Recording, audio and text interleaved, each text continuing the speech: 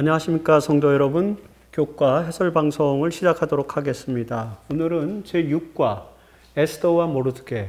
여러분 지금까지 교과 공부를 하시면서 느끼셨겠지만 지금 이제 오늘 6장까지 오늘 배우는 곳까지는 구약 성경을 중심으로 해서 인물들과 그들이 이제 선교적으로 어떻게 연결되는지 이런 부분들을 공부를 합니다. 그런데 그 성경이 기록된 순서가 아니라 역사적인 순서대로 인물들이 등장을 하죠. 그래서 지난주에는 우리가 다니엘을 이제 공부를 했고요. 오늘은 이제 에스더와 모르드게를 공부하는 것입니다. 다니엘은 신바벨로니아에서부터 그 페르시아 초기, 페르시아가 막 시작된 그 시점까지 살았던 인물이고, 그 다음에 에스더와 모르드게는 페르시아 시대의 페르시아의 세 번째 왕 키루스 1세, 그 다음에 다리우스 1세, 그리고 이제 크세르크세스 아하수에로 왕이 이제 왕위를 이어봤는데 그 아하수에로 왕 때 이야기입니다. 그러니까 지금 다니엘보다 이제 후대 세대의 인물이죠. 그래서 이번 이제 6장에는 에스더와 모르드게를 다루는 것입니다. 참고적으로 성경은 어떤 성격별로 이렇게 모아져 있기 때문에 에스더가 역사서 편이기 때문에 대선지서, 선지서의 앞부분에 기록되다, 배치되다 보니까 에스더가 다니엘서 앞쪽에 등장하는 것 뿐입니다. 역사는 뒤에 있는 것입니다. 그래서 에스더와 모르드게에 대해서 이제 공부를 한다는 것입니다. 오늘 우리가 공부하는 그 목표, 여기 교과에 보면 깨닫게 보면 하나님이 그분의 나라의 가치를 알리기 위해서 그 백성들을 특정 장소와 시간에 두신다. 사실, 하나님의 섭리에 대한 사실을 깨닫는 것을 깨닫기로 제시해 주셨죠. 종합적으로 사명이 맡겨질 때 우리에게 주어진 기회를 적극 활용하는 선교사들이 되자. 이거를 이렇게 하기 위해서 우리는 어떻게 해야 되는가? 이 부분을 에스더서와 함께 같이 살펴보는 것입니다. 여러분 기억절은 유명한 에스더 4장 14절. 이때 내가 만일 잠잠하여 말이 없으면 유다인은 다른 데로 말미암아 노임과 구원을 얻으려니와 너와 네 아버지 집은 멸망하리라. 어떻게 해야 되느냐라는 그런 명령이 우리에게 주어지는데요. 그것이 기억절로 제시되었습니다. 자, 오늘 공부하는 내용을 크게 5가지 소재로 살펴보는데, 첫 번째는 페르시아 제국에서 왜 에스더의 위치, 에스더는 어떤 인물이었는가, 그리고 또 에스더서 이런 부분들은 전체적으로 어떤 위치에 있는가, 역사, 페르시아의 역사 속에서 우리가 살펴보는 것이죠. 우선 에스더 이야기는 여기 페르시아 속에서 에스더라는 제목 아닙니까? 페르시아 속에서 에스더 어떤 위치에 있는지. 에스더 이야기의 역사적 배경은 말씀드린 것처럼 아하수에로 왕 때다. 아하수에로 왕은 크세르크세스를 말합니다. 페르시아의 왕. 1대가 키루스 1세고 그리고 다리우스 1세, 그 다음에 다리우스 1세의 아들로서 왕이 된 사람이 바로 아하수에로, 크세르크세스입니다. 기원전 486년부터 465년까지 통치한 사람이고, 다리우스 1세 때에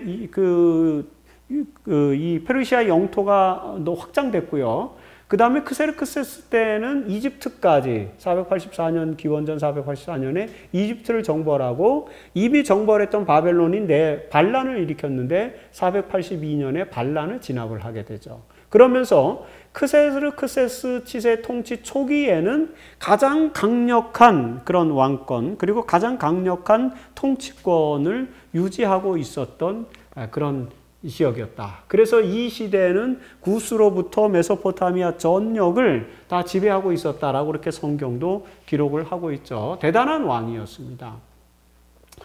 이 크세르크세스는 자기의 그런 어떤 영광을, 어떤 영예, 그리고 나라가 발전하고 부강한 그런 힘을 토대로 해서 그의 아버지 다리우스 1세가 이 마케도니아와 그리스 정벌에 나갔다가 마라톤 전쟁에서 실패를 했습니다. 그것을 대갚아주기 위해서 다시 그리스와 전쟁을 치렀는데 480년에 살라미스 해전에서 또 패배를 했어요.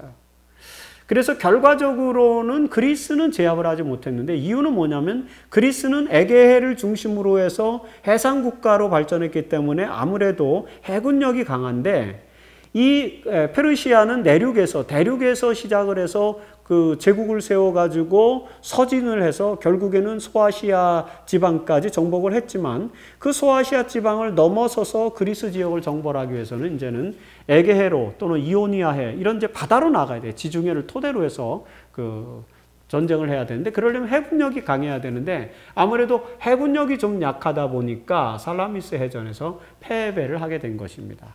결과적으로 페르시아는 그 이후에 이제 그 다리우스 2세 때 또다시 한번 전쟁을 하고 계속해서 그리스를 정복하기 위해서 전쟁을 벌이지만 그때마다 실패를 하게 되죠. 이런 시대였어요. 여러분 크세르크세스 시대의 가장 유명한 일화는 그리스하고의 전쟁을 치를 때 그리스의 300명의 군사가 10만의 수십만의 이 페르시아 대군하고 맞서는 그런 이야기. 그래서 영화로도 나온 그런 300이라고 하는 그런 영화도 있지 않습니까? 그 이야기의 배경이 되는 것이 바로 크세르크세스 아하수에로 왕이다. 이 에스더의 남편 이야기입니다. 그런 역사적 배경을 우리가 살펴보게 되죠. 그래서 사실 이 아하수에로 왕 크세르크세스는 상당히 강력한 왕권을 유지하다가 살라미스 해전에서 패배한 이후로 조금 이제 교만해지고 그 다음에 이제 타락을 해요. 그래서 조금은 이제 그 역사 속에서 보면은 방탕한 삶을 살게 되는데 이 에스더에 나오는 아하수에로 왕의 이야기는 요 초기입니다. 그러니까 기원전 484년, 3년, 2년 요 사이 요 초기이었기 때문에 요때만 해도 크세르크세스가 굉장히 명민하고 그 다음에 강력한 왕권을 갖고 있었던 때였다. 그때 이야기입니다.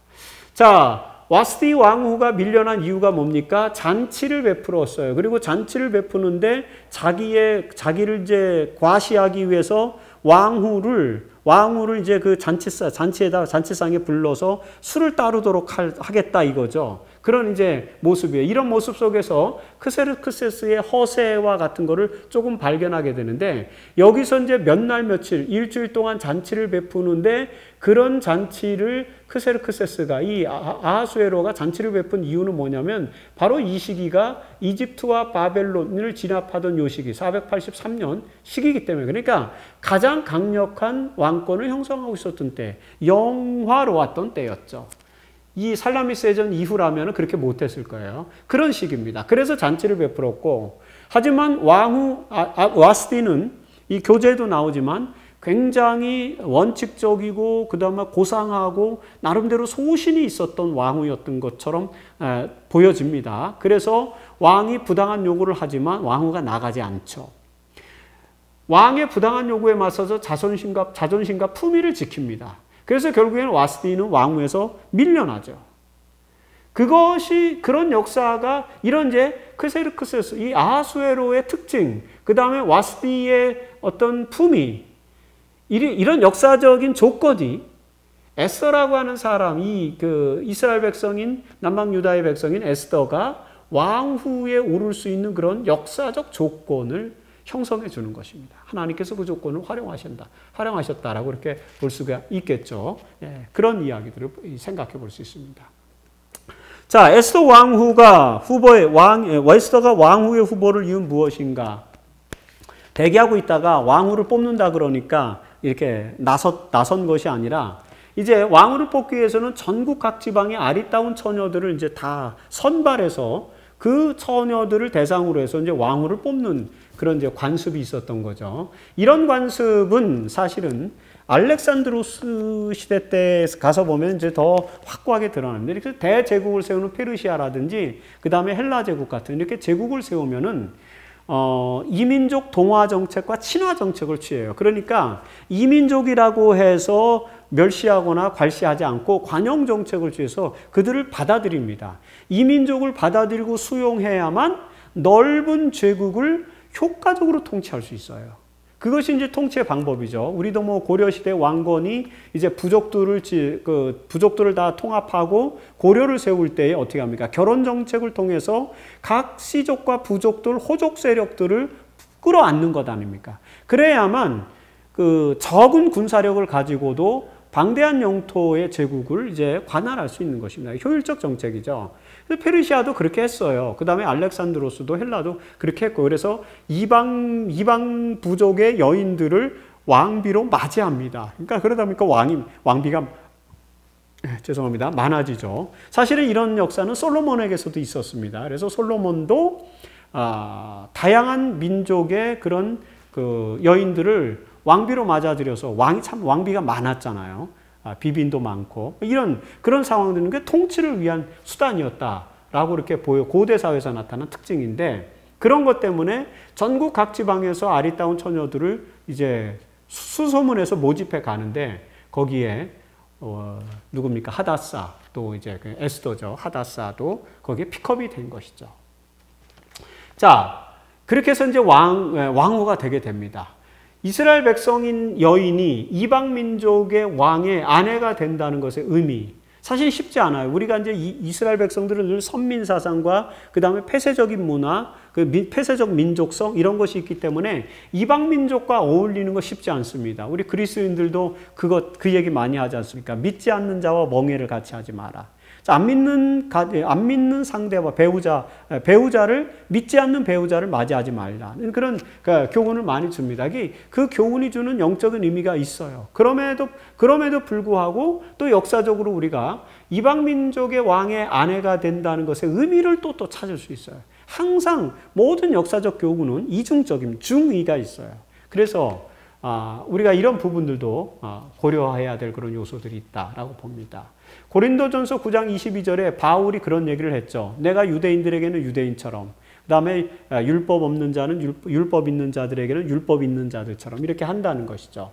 모든 사람들의 자유를 위해서 내가 자유를 위해서 노예가 되고 이런 것입니다. 이유는 뭐냐? 내가 여러 사람에게 여러 모습으로 나타나는 것은 구원하고자, 그들을 구원하기 위함이다 라고 바울이 고백을 합니다. 다시 말해서 이스라엘 백성으로서 에스더가, 하다사가 이방 민족의 왕 아하수에로의 아내가 되어서 왕후가 되는 이야기. 이것이 민족 정체성과 종교적 정체성에 입각해서 이방인들과 어울려서는 안 된다라는 폐쇄적 민족성, 폐쇄적 종교성을 가지고 있는 유대인들에게는 매우 신중한 요인이었지만, 에스더는 그렇게 했다는 것을 우리가 여기서 보게 됩니다. 그래서 그 의미는 바로 구원을 위해서, 이방인들을 구원하기 위해서 필요하다는 부분들을 설명하는 것이죠. 에스더서 1장에 대한 화이투석에도 보면 에스더 1장에 기록된 것과 같은 방종은 하나님을 영화롭게 하지 못하지만 아하수에로 왕을 말하는 것입니다. 그럼에도 불구하고 하나님은 다른 사람들을 잘못 인도하는 자들을 통해서, 아하수에로 왕을 통해서, 그의 잘못된 행동을 통해서도 당신의 뜻을 이루신다 라고 이렇게 해석하고 있습니다. 자, 크세루크세스 아하수에로 왕의 시대에 페르시아는 어떤 환경이 있었는지 우리가 좀 더 생각해 볼 필요가 있겠죠? 그 부분 주목하면 됩니다. 두 번째는 이제 왕궁에서 에스더의 신중함은 성교적으로 어떤 의미가 있었는지. 여기 이제 신중함이라는 건 뭘 말하냐면, 에스더가 왕후가 되기 위해서 자기 민족과 종족을 말하지 않습니다. 비밀 유지를 하는 것이죠. 모르드게가 그렇게 시켰어요. 이런 것이 갖고 있는 의미는 무엇인지 우리가 생각해 본다는 것입니다. 에스더의 출신 배경은 어떻게 되는가를 우리가 살펴볼 수 있죠. 에스더의 2장에 다 나옵니다. 우선 모르드게의 삼촌의 딸이에요. 그러니까 모르드게의 사촌 이제 남매가 되는 것이죠. 그런데 모르드게가 나이가 좀 많아서 이 에스더를 거의 딸처럼 키웠어요. 모르드게는 베냐민 지파의 사람이었고, 사울도 베냐민 지파 출신이었죠. 여호야긴 왕 때, 여기 성경에 보면 여고냐 왕 이렇게 말하는데, 여고냐가 바로 여호야긴입니다. 여호야김 이후에 여호야긴이죠. 이 왕 때 포로로, 그러니까 예루살렘 2차 침공 시에 포로가 된 사람이다. 모르드게는 598년입니다. 기원전. 그때 이제 포로가 되었고, 모르드게의 삼촌의 딸이니까 이제 사촌 남매인데, 그 이름은 원래 하다사였다. 하다사라는 이름은 원래 도금양이라는 뜻인데 에스더라는 이름으로 바뀌었죠. 에스더는 별이라는 뜻입니다. 이스라엘 백성들은 유난히 별을 좋아합니다. 그래서 에스더라고 하는 인물의 이름은 별이라는 그런 이름을 갖게 된 것입니다. 자, 이런 유대인의 배경을 갖고 있었음에도 불구하고 모르드게는 에스더에게 출신 배경을 숨기도록 하였어요. 왜 그랬는가? 모르드게가 말하지 말라 하였기 때문에 민족과 종족을 말하지 않았다. 굳이 뭐 민족과 종족을 물은 것은 아닙니다. 그러니까 거짓말을 한 것은 아니에요. 그냥 이야기하지 않은 것일 뿐입니다. 상황을 지켜본 것이죠. 묻지 않는 한 상황을 지켜봐라 이렇게 이야기했다고 드러나는 텍스트는 그렇습니다. 그런데 물어도 대답하지 마라 라고 했는지는 우리가 알지 못해요. 그건 텍스트상에서는 찾아볼 수는 없어요. 어쨌든 자기 민족과 종족을 구태여 말할 필요는 없다는 것입니다. 이런 것을 통해서 우리 선교사로서의 신중한 태도의 어떤 모본을 보게 된다는 것이죠. 특별히 어떤 부분은 굳이 우리가 드러내지 않아도 선교를 위해서 거룩한 목적을 위해서 드러내지 않아도 될 것을 다 드러낼 필요는 없다라는 부분을 생각해 보게 해주는 것입니다. 만일에 신분을 밝히도록 요구를 받았다면 어떻게 해야 했을까? 그래서 이제 저자도 이거에 대해서 질문을 하지 않습니까? 그러면서 마태복음 10장 32절을 이야기를 해요. 사람 앞에서 나를 시인하면 나도 그를 시인할 것이다 라는 말씀이죠. 다시 말해서 물었다면 신분을 밝히도록 요구를 받았다면 대답해야 됐었다라고 하는 것이죠. 묻지 않도록 기도할 수 있었을까? 또 이런 질문까지도 우리가 던져볼 수 있습니다. 어쨌든 굉장히 미묘한 그런 상황 속에서 우리가 선교사로서 신중한 태도를 가져야 된다는 사실을 생각해 볼 수 있다는 것입니다. 예수님도 이제 그 교재에서 저자가 그 부분을 또 제시를 했습니다. 메시아로서 예수 그리스도도 당신이 메시아임을 구태여 드러내지 않고 신중한 자세를 유지하죠. 예수님께서 다른 유대인들에게는 메시아임을 드러내지 않고 신중하면서 한편 사마리아 우물가에 있는 여인, 수가성에 있는 그 여인에게는 사마리아 우물가의 여인에게는 이제 자기가 메시아임을 드러내죠. 그러니까 선택과 집중, 드러내야 될 곳에서는 드러내지만 가급적이면은 신중하게 메시아로서의 예수님의 자기 정체성을 드러내지 않는 그런 모습. 여기서도 이제 선교사로서 우리에게 주는 교훈이 있다는 것입니다. 뭡니까? 신중한 자세, 그리고 적절한 때를 기다리는 것, 이런 것이 중요하다는 것입니다. 어떤 신학자들은 이제 에스더와 모르드게를 비난하는 사람들도 있어요. 왜요? 왕후가 되기 위해서 민족과 종족을 숨겼다는 것이죠. 이런 이야기를 하는 사람들은 소위 이마누엘 칸트의 의무론적 윤리관에 입각해서 윤리적인 기준을 설명하는 사람들입니다. 윤리관에는 두 가지가 있어요. 이마누엘 칸트가 제시한 의무론적 윤리관이 있고 또 다른 하나는 목적론적 윤리관이 있어요. 궁극적 목적을 성취하기 위해서는 도입과 과정은 유예될 수 있다. 결과적으로 윤리는 궁극적인 목적을 이뤘느냐 안 이뤘느냐를 가지고 결정하는 것이다 라는 그런 목적론적 윤리관이 있고, 반면에 의무론적 윤리관은 우리의 도덕률, 선의지가 그렇게 하라고 하는 것은 무조건 따라야 된다. 그래서 선의의 거짓말이라는 것도 잘못된 것이다. 이런 이야기를 하는 것이 임마누엘 칸트의 의무론적 윤리관인데, 그런 관점에서 이 이야기를 본다면은 의무론적 윤리관 측면에서 윤리적 도전이 될 수 있는 요소가 있다. 하지만 모든 것이 다 의무론적 윤리관에 부합할 수는 또 없다는 것이 기독교 윤리의 그런 입장이죠. 원칙이죠. 그래서 기독교는 일반적으로 사랑을 대원칙으로 놓고 사랑이라고 하는 원칙주의에 입각해서 프린시플, 원리에 입각해서 차등적 또는 갈등적 윤리론 또는 차등적 윤리론 이런 것들을 적용해서 두 개의 윤리적 상황이 충돌할 때, 즉 하나님의 백성으로서 하나님의 자녀로서 하나님의 뜻을 이루기 위해서 왕후가 되고자 하는 목적과 또는 민족과 종족을 드러내야 되지 않느냐라는 그런 어떤 그 양심적 갈등 두 가지가 충돌할 때 우리는 그중에 차등적 윤리관에 입각해서 어떤 것을 더 중요하게 여길 것인지 이런 걸 선택할 수 있다. 그것이 이제 기독교 윤리학의 기본 입장이기 때문에 이런 부분들에 대한 논의는 아마 윤리적인 논의와 관련이 있다라고 그렇게 볼 수 있습니다. 그래서 이 상황에서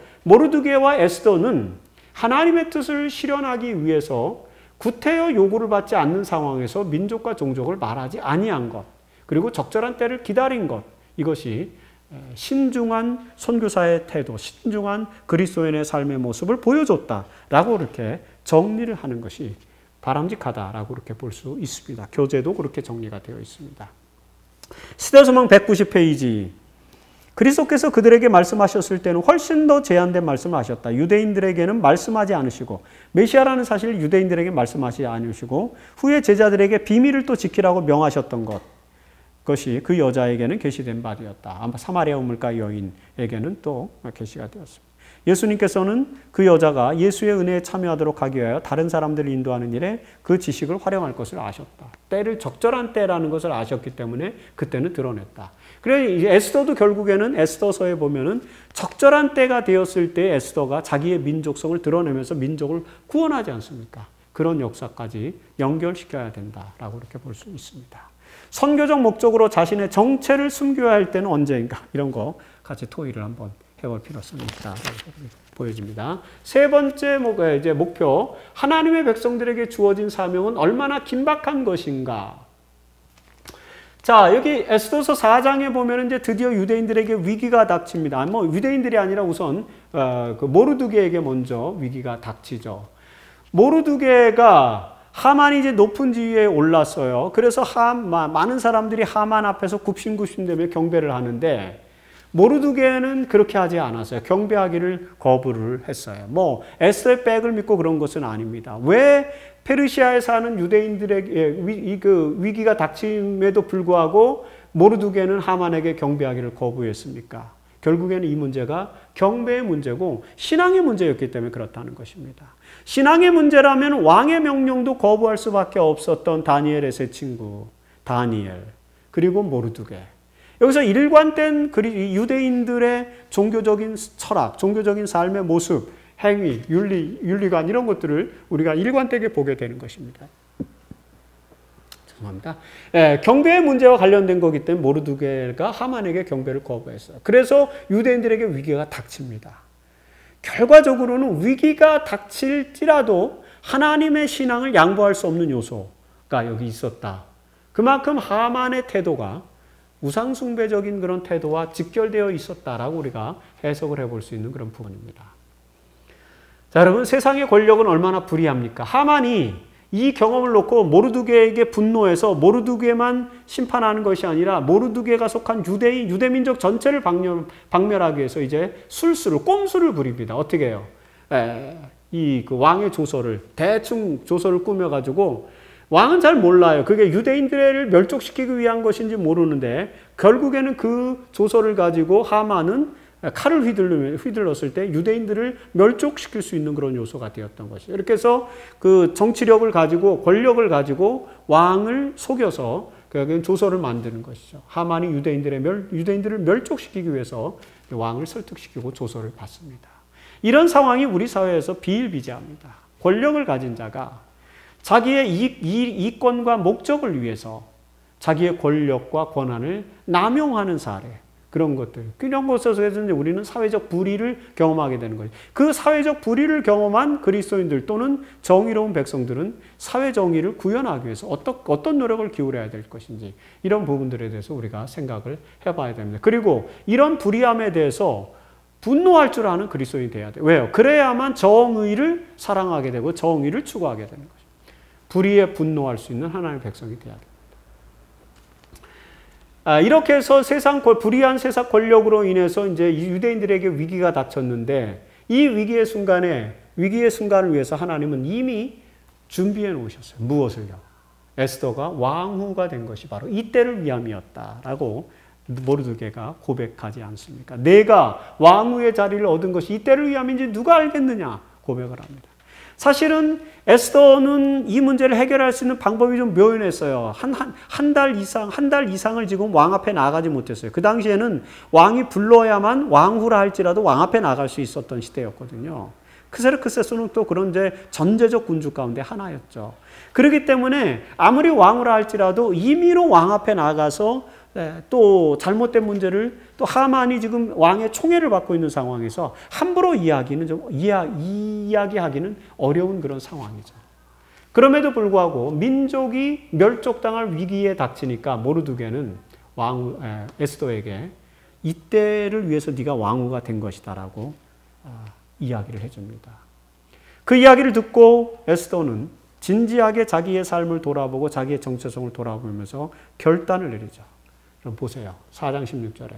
에스더는 자신에게 주어진 사명을 감당하기 위해서 어떻게 했습니까? 금식한 후에 규례를 어기고 왕이 부르지 않았는데도 왕후가 왕 앞에 나아갈 수 없는 그런 규례를 어기고 왕에게 나아가리니 죽으면 죽으리라는 심정으로 나아갔다.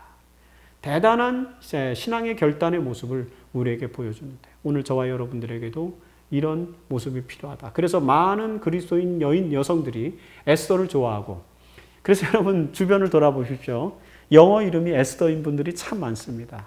그리고 영어 이름을 에스더로 지은 분들은 하나같이 다 신앙이 아주 신실한 그런 분들이죠. 죽으면 죽으리라는 심정을 가진 분들이 대개 이름을 에스더라고 짓는 것 같습니다. 에스더는 참 매력적인 그런 이름이 되었습니다. 그 매력적인 이름이 되기까지 에스더는 상당한 어떤 신앙적, 정신적 갈등과 번뇌 속에서 금식하면서 결과적으로는 하나님의 뜻에 순복하는 모습을 보게 되는 것입니다. 이만큼 여러분 하나님의 백성들에게 주어진 사명은 긴박한 것이. 만일에 여기서 에스더에게 하나님이 주어진 이 때를 위해서 왕후로 예비해 주신 에스더가 죽으면 죽으리라는 심정으로 자기의 사명을 감당하지 않는다면 유대인들은 다 멸족당할 수밖에 없는 절체절명의 위기 상황이죠. 긴박한 것입니다.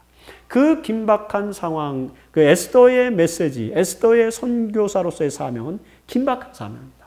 한 민족이 멸종당할지도 모르는 그런 상황이다. 이런 것들 우리가 생각을 해봐야 됩니다. 어떤 면에서 우리가 가지고 있는 기별은 긴박한 것일 수 있습니다. 지체해서는 안 되는 그런 요소들이 있다는 것 생각을 해보게 됩니다. 화이트 부인의 주석 에스더 4장 14절로 있는 말씀 이렇게 기록하고 있습니다. 에스더 왕후를 통하여 주님께서는 당신의 백성들을 위한 큰 구원을 이루셨다. 어떠한 권세로도 그들을 구원할 수 없는 것처럼 보였을 때 세상의 권세로는 절대 구원할 수 없는 상황에서 에스더와 그와 교제하던 여인들이 금식과 기도로 그 문제와 부딪혀 그들의 백성들에게 구원을 가져왔다라고 이야기하고 있습니다. 에스더에게 이때를 위해 내가 왕후가 된 것이다. 왕에게 나아가라고 담대하게 권면한 모르드게의 태도에서 우리가 주목해야 될 점 무엇인지 생각을 볼 필요가 있습니다. 자, 네 번째 이제 또 교과의 목적 이런 것입니다. 모르드게와 하만 사이의 운명의 반전을 일으킨 궁극적 요인은 무엇인가? 하만은 이제 이스라엘 백성들을 멸족시키기 위해서 잔머리를 굴려가지고 그 이제 술수를 썼어요. 하지만 하나님의 섭리를 믿은 모르드게는 이 신앙을 가지고 하나님의 섭리를 이용해서 반전에 성공을 하죠. 그래서 이제 에스더를 통해서 반전을 일으키게 됩니다.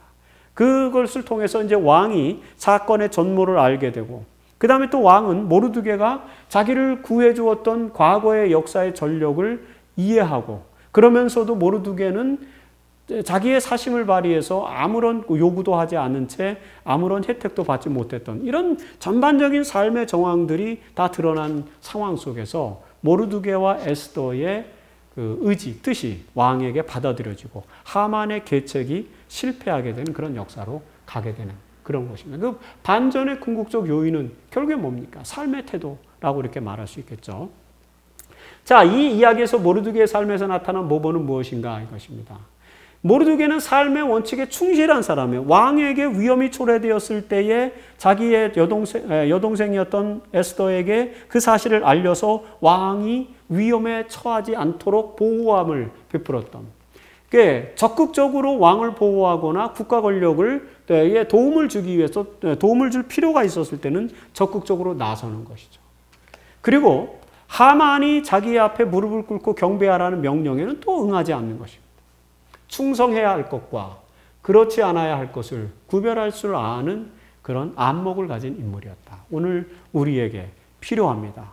우리는 무엇에 굴복하고 무엇에는 분연하게 굴복하지 않고 도전해야 될지 이런 어떤 권세는 우리가 지지하되 어떤 권세는 지지하지 않고 과감하게 그 권세에 도전할 수 있는 이런 것들 원칙을 가지고 충성해야 할 것과 충성하지 말아야 될 것을 구별할 수 있는 안목 그런 것들을 우리는 가져야 되는데 모르드게는 그런 사람이었다는 것입니다. 원칙이 아주 확고한 사람이었죠. 그래서 무엇을 따라야 할지에 대해서 깊은 통찰력을 가지고 있었던 사람. 이것이 바로 모르드게의 삶이었다. 모르드게는 하나님께로부터 칭찬을 받을 만한, 칭찬을 받을 수 있는 그런 요소가 분명히 있었던 그런 삶을 살았던 사람입니다. 반면에 하만은 어떤 유형의 사람입니까? 하만은 일단 불의한 사람이에요. 권력을 남용하고 권력을 가지고 자기의 부귀와 명예를 추구하려고 하고, 그 다음에 교만한 사람이었죠. 누구든지 자기가 가진 권력 앞에 무릎을 꿇고 경배하기를 바라는 그런 사람이었어요. 정의롭지 못하고 부귀와 명예를 탐하는 사람이었습니다. 오늘 나는 모르드게와 같은 삶을 사는가, 아니면 하만과 같은 삶을 사는가, 분명히 구별해야 됩니다. 다른 사람이 구별해 주기 전에 내가 그 사실을 구별할 줄 알아야 돼요. 그러기 위해서는 자기 반성과 자기 성찰을 끊임없이 해야 됩니다. 자기 반성과 자기 성찰은 언제 합니까? 제가 교과 해설 방송을 통해서 자주 말씀드린 것처럼 결국엔 새벽 시간에 일어나서 새벽 시간에 하나님께 기도하면서 자기를 돌아봐야만 합니다. 그래야만 자기의 가장 본질적이고 아주 그 실존적인 자기 모습을 이해하게 돼요. 거기서 겸손한 삶이 싹트게 됩니다. 겸손한 고백이 나오게 돼요. 그래서 우리가 원칙에 충실하고 정의로운 삶, 그리고 겸손한 삶을 사는 그런 훈련을 할 수가 있습니다. 그렇지 않고는요, 일상이 바쁘기 때문에 우리 자신을 되돌아볼 수 있는 시간이 많지 않아요. 결국에 나도 모르게 환경에 이끌려서 불의하고 정의롭지 못하고 부귀와 명예를 탐하는 사람으로 그렇게 끌려갈 수 있습니다. 우리가 우리 스스로를 어떻게 다 잘 알겠습니까? 다른 사람이 우리에 대해서 더 잘 알 거예요. 저에 대해서도 다른 사람이 더 잘 알 것이고요. 때로는 다른 사람의 충고를 귀 기울여야 될 때도 참 많을 것입니다. 그리고 어떤 면에서는 다른 사람의 충고를 듣기 전에 먼저 자기 자신이 스스로를 반성하고 성찰하는 그런 모습이 필요할 거다. 그래야만 우리는 모르드게와 같은 삶을 통해서 생애의 반전을 일으킬 수 있는, 운명의 반전을 일으킬 수 있는 그런 그리스도인으로 살아갈 수 있겠다라는 그런 생각을 해보게 됩니다. 모르드게와 하만의 운명의 반전을 일으킨 궁극적 요인이 무엇이었습니까? 저는 그렇게 생각합니다. 개인의 신념과 윤리적 차원에서의 삶의 태도, 하만의 불의하고 부귀와 명예를 탐하는 이 삶, 반면에 모르드게와 같이 원칙에 충실한 삶, 충성해야 할 것과 그렇지 않을 것을 구별할 줄 아는 삶, 이것이 운명의 반전을 일으키는 요인인데, 결국에는 불의하거나 부귀와 명예를 탐하는 사람이 패배하게 돼 있다는 그런 아주 진지한 결론을 우리가 생각해 보게 되죠. 그래서 우리는 우리의 인생에서도 운명의 반전을 기대하기 위해서 신념을 가지고 윤리적 차원에서 정말 윤리적으로 신실한 그런 삶을 사는 모습을 보여야 된다라고 이렇게 이해할 수가 있습니다. 모르드게는 국가와 사회를 위해서 이렇게 국가 권력에 충실하고 올바른 일을 위해서 적극 참여했어요. 모반을 꾀하는, 왕을 이제 밀어내기 위한 모반을 꾀하는 것들을 우연히 듣게 되었습니다. 괜히 나섰다가는 자기에게 큰 화가 미칠 수도 있고, 그리고 왕이 혹시 자기의 말을 잘 듣지 않을 수도 있고, 별의별 변수가 다 있었을 거예요. 그럼에도 불구하고 적극적으로 나서서 국가 권력을 보호하는 이런 모습을 보게 됩니다. 이런 국가와 사회를 위한 모르드게의 태도에서 나타난 선교사의 태도는 무엇이냐? 대개 그리스도인들은 가이사의 것은 가이사에게, 하나님의 것은 하나님에게라는 예수 그리스도의 말씀에 힘입어서 정교분리 원칙을 강조하면서 가급적이면은 이 세속적인 정치나 세속적인 그런 상황 속, 세속 사회를 위해서 우리가 기여하는 것은 좀 등한히 하고, 하나님의 나라를 위해서 일하는 것에만, 영적인 사명을 위해서만 충실해야 된다라는 그런 생각을 참 많이 갖습니다. 그런데 예수님의 말씀은 가이사의 것은 가이사에게 바치라는 것이죠. 그래서 우리들에게 때때로 그리스도인들에게 필요한 그런 역할, 국가를 위해서, 사회를 위해서 그리스도인에게 요구되는 역할이 있습니다. 그 역할은 최선을 다해서 충실하게 수행해야만 한다라는 사실을 모르드게의 삶 속에서는 또 우리에게 보여줍니다. 유대인이기 때문에 그저 그 페르시아의 왕권의 문제, 누가 왕이 되든지 무슨 상관이 있겠습니까? 그들에게는 어차피 다 자기들의 지배자이고, 그 다음에 자신들을 포로로 잡아간 사람들인데, 이렇게 생각할 수 있어요. 왜냐하면 이제 피지배자이기 때문에. 지배를 당하는 사람들이기 때문에. 그래서 이 페르시아의 일에 대해서는 관여를 하지 않고 저는 이방 민족이고 이방 국가니까 우리하고는 상관없다. 오히려 우리를 박해하는 민족이다. 라고 생각해서 무시할 수 있지만 그렇게 하지 않는다는 것입니다. 어떤 상황에 처해든지 정의를 위해서 그리고 신념을 위해서 원칙을 위해서 충실하게 사는 것이죠. 그것이 국가를 위해서 또는 사회를 위해서 할지라도 우리는 그런 삶을 살아야 된다라는 그런 교훈을 주게 됩니다. 사도행전 602페이지에 그렇게 화이트부인도 이런 권면을 주고 있죠. 예수님께서는 그들이 로마의 권세의 보호 아래 살고 있는 이상 그들은 이 권세를 유지하기 위해 요구되는 것만큼 세금을 바칠 것이며 그래서 가이사의 것은 가이사에게 드리라는 말씀을 주신 것입니다.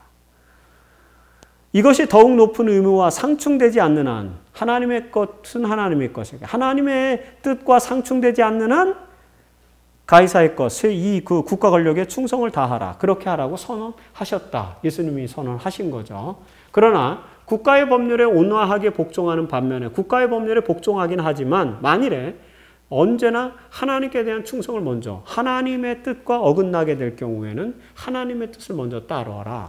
그것이 바로 가이사의 것은 가이사에게 하나님의 것은 하나님에게라고 하는 그런 아포리즘의 뜻이다라고 설명을 하고 있습니다. 이 모르드게와 하만의 이야기 속에서 우리는 그런 교훈까지도 찾아볼 수가 있습니다. 여러분 모르드게와 하만의 이 이야기, 에스더 이야기가 성경에 포함된 이유가 뭔지 한번 생각해 보시면 좋은 결론을 찾을 수 있습니다. 자, 이제 다섯 번째, 이방인들이 목요일 소지입니다. 이방인들이 유대인이 되었다는 그런 기록이 이제 나오던 에스더 8장 17절에 본토 백성, 페르시아 백성들이 유다인을 두려워하여 유다인이 되는 자가 많더라. 참 이상한 그런 상황인데 이런 기록이 에스더서에 남았어요. 에스더서에만 아마 이런 기록이 있을 거예요. 대단히 독특한 기록인데 사실 어떻게 보면은 이런 기록들이 곳곳에 숨어 있긴 합니다. 지난번에 또 이제 모세 이야기를 통해서 제가 말씀드린 것처럼 이스라엘 백성들이 출애굽할 때에 유대인들이 출애굽할 때에 그 히브리인들의 출애굽의 그룹 속에는 많은 민족들이 이렇게 잡족들이 섞여 있었다는 말씀 제가 드렸어요. 성경에 이렇게 기록되어 있습니다. 그러니까 순혈주의 전통, 이 폐쇄적인 민족성을 가지고 있는 유대인들이었지만 사실은 유대인이 되는 사람들을 거절하지는 않고 유대인들로 받아들이는 예들이 너무 많았다는 것입니다. 나중에 예수님 시대에 오면은 특히 이제 하스모니안 왕가, 이 신구약 중간 시기 하스모니안 왕가 이후에 보면은 유대인들로 개종하는 사람들에게 침례를 통해서 유대인화하는 그런 사례들이 나타나게 됩니다. 그렇기 때문에 순혈 민족주의를 가지고 있고 폐쇄적 민족성을 가지고 있었지만 여전히 유대인들은 이방인들이 유대인이 되겠다 하는 것 자체를 막지는 않았다는 것 생각해 볼 여지가 있죠. 그래서 여기 유대인 되는 자가 많았다는 기록도 나오게 되는 것입니다.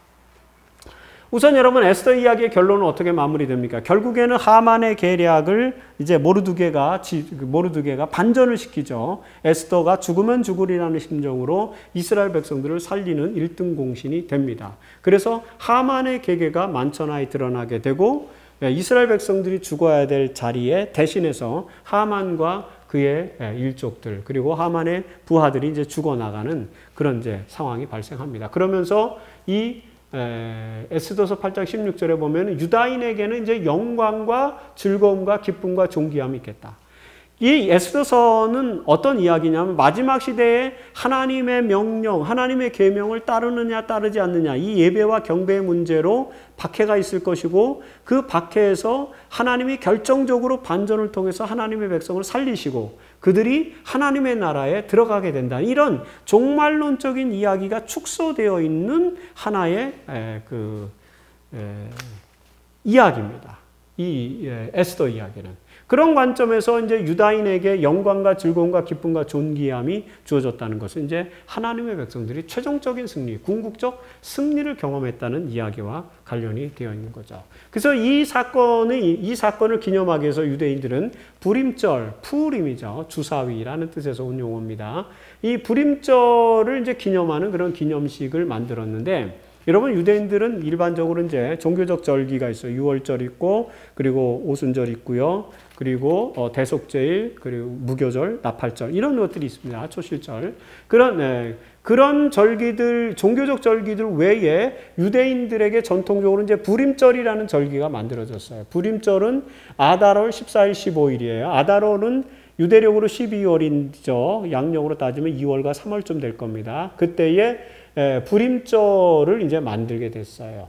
하만이 이스라엘 유대인들을 죽이기 위해서 주사위를 던졌어요. 바로 그 주사위를 던졌는데 그것이 유대인들에게 해가 된 것이 아니고 하만에게 해가 되었다라는 그런 의미를 이제 살리기 위해서 그들이 부림절이라는 명칭을 붙인 것입니다. 그래서 이제 축제일이 되었는데 이 부림절은 영광과 즐거움과 기쁨의 축제일이기 때문에 종교적인 축제일이 아니라 세속적 축제일이 됐어요. 그래서 이제 포도주를 마시고 마음껏 즐기는 그런 이제 유대인의 풍습이 만들어지게 됩니다. 이것은 세속적 축제일로 지켜지고 있다는 것 기억을 해 주시면 되겠습니다.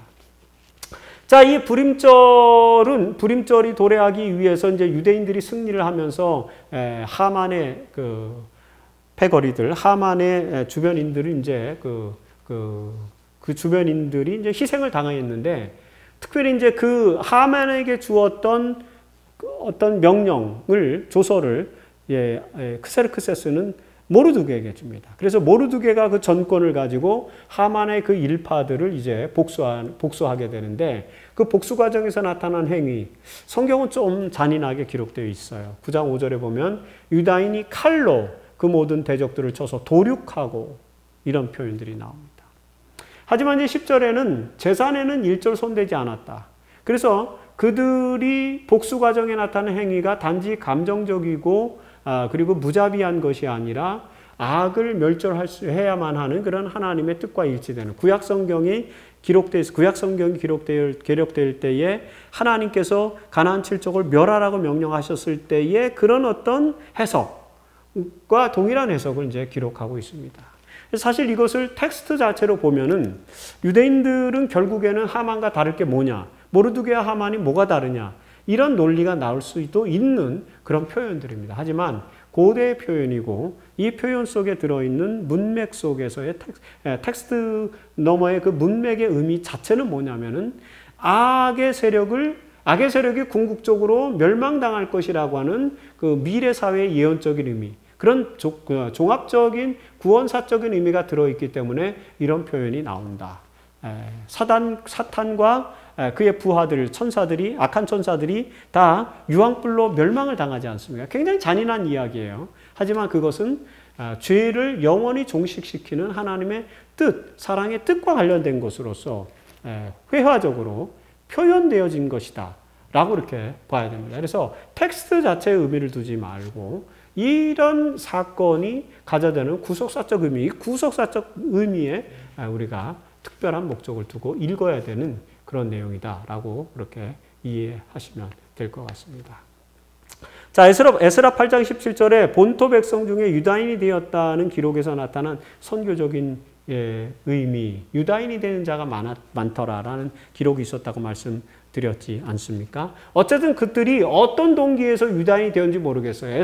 에스더에서는 뭐라고 말하냐면 두려워하여서, 유다인들을 두려워해서 유다인이 되면은 자기들은 도륙을 당하지 않을 거니까 이렇게 이제 표현하는 그런 표현입니다. 이거는 텍스트적으로 읽으시면 안 되고 어떤 구원사적으로 읽어야 된다고 제가 계속해서 말씀드리는 것입니다. 그럼에도 불구하고 이 본토인들, 페르시아인들이 유대인이 되었는데에 유대인이 된 배경과 목적이 분명하진 않습니다. 그럴지라도 이런 상황 속에서라도 결국에는 하나님은 그들을 토대로 해서 하나님의 나라를 확장시키시는 목적을 갖고 계시다라는 사실을 우리가 생각해야 됩니다. 그래서 여러분 교재 89페이지에 보면 그런 내용들이 있어요. 유대인이 된 페르시아인들처럼 사람들은 대체로 순수한 신앙심이 아닌 다른 동기나 필요, 유다인을 두려워하여 유다인이 되었다. 이런 식의 필요를 가지고 하나님을 찾는 경우가 있다는 거죠. 이것은 하나님을 잘 알지 못하는 사람들에게 자연스러운 일입니다. 그러나 하나님의 백성들에게 동일한 중요한 문제이죠. 당시의 유대인들이 원수를 갚을 때 그 재산에 손을 대지 않았던 것은 동기의 순수성을 입증하기 위한 것이었다. 이렇게 설명하면서 어쨌든 이 유다인을 두려워하여 유다인이 되는 자가 많았는데 그들이 계속해서 유다인으로 살았었는지 이런 것들은 우리가 알 수 없다. 어쨌든 이 이야기는 어떤 텍스트를 통해서가 아니라 구원사적인 의미에서 왜 이스라엘 백성들을 유대인들을 죽이려고 했던 사람들이 도륙을 당할 수밖에 없었고, 그래서 그것이 두려워하여 페르시아인들이 유다인이 될 수밖에 없었는지 이런 것들을 구속사적인 의미에서 우리에게 알려주는 의미로 해석을 할 필요가 있다라고 이렇게 정리를 하시면 좋겠습니다. 자, 마지막 금요일 소지에 이제 더 깊은 연구를 위해서 에스더 이야기에 담긴 종말론적 의미 우리가 알아야 된다. 결국 이것은 종말론적인 구속사의 의미로 기록된 책이기 때문에 종말적으로 우리가 이해해야 된다는 것입니다. 선지자와 왕 605페이지에 이렇게 기록하고 있습니다. 하나님의 남은 백성에 대하여 최후에 공포될 법령은 아하수에로가 유대인들에게 내린 법령과 매우 비슷한 것이다. 결국에는 에스더서 이야기는 마지막 시대의 사탄이 마지막 명령을 가지고 하나님의 백성들을 핍박하고 하나님의 백성을 도륙하기 위해서 내리지는 세속적인 명령과 이게 오버랩되는 그런 하나의 메타포, 은유, 역사적 은유 이렇게 볼 수 있다라고 하는 것입니다. 그래서 그런 것과 비슷한 것이다. 오늘날 참교회의 원수들은 안식일 계명을 지키는 적은 무리 가운데서 대궐문에서의 모르드게와 같은 사람을 본다. 그러니까 일요일 휴업령으로 안식일을 지키는 그리스도인들을 도륙하기 위한 것, 그것이 하만에게 내려진 조서가 그런 의미다라고 이렇게 연결시키는 것입니다. 하만의 조서를 일요일 휴업령과 연결시키는 그런 해석이라고 보시면 되겠습니다. 당신의 율법에 대한 안식일 계명에 대한 하나님의 백성의 경의는 여호와 경외하기를 버리고 당신의 안식일을 짓밟고 있는 자들에게 끊임없는 견책이 된다. 그래서 안식일 지키는 무리를 도륙하도록 이제 일요일 휴업법이 내려진다. 그런 것을 에스더서는 예언사적으로 종말론적으로 보여준다. 이렇게 정리가 되는 내용인 것입니다. 그런 부분에서 다시 한번 에스더서를 구조적으로 읽어보시는 것도 필요하다라고 볼 수 있습니다. 자, 여러분들 토의 시간에 토의할 주제 두 가지 이것입니다. 첫 번째, 세속적 권력과 환경 앞에서 우리의 정체성을 드러내지 않고 지혜롭게 하나님의 백성으로 사는 것의 당위성에 대해서 에스더가 민족과 종족을 말하지 않은 그런 이야기와 관련시켜 결부해서 그 당위성에 대해서 한번 논의를 해볼 필요가 있겠죠. 그리고 두 번째는 신앙의 결정적인 계기 앞에서 그리스도인이 취해야 할 자세와 사명은 무엇인지 논의해보자. 위기가 닥칠 때, 위기의 순간에 죽으면 죽으리라는 그런 심정으로 나아가서 하나님의 사명을 완수하는 것, 어떻게 할 수 있는지 이런 부분들에 대해서 논의를 해볼 필요가 있다고 생각을 합니다. 오늘까지 그 6과까지에서 이제 구약 성경에 등장하는 인물들에 대한 이야기가 정리됐고요. 다음 과에서는 이제 7과에서는 예수님의 생애로부터 시작해서 신약 시대에 나오는 그런 이제 선교사들에 대한 이야기들 이런 것들을 또 공부를 하게 됩니다. 계속된 교과 공부를 통해서 우리가 이 땅의 마지막 시대를 살아가는 백성으로서 마지막 시대의 선교사로서 어떤 증인의 삶을 살아야 될지 그런 것들에 대해서 더 깊이 고민해보는 그런 저희 모두가 되길 바라면서 해설 방송을 마치겠습니다. 감사합니다.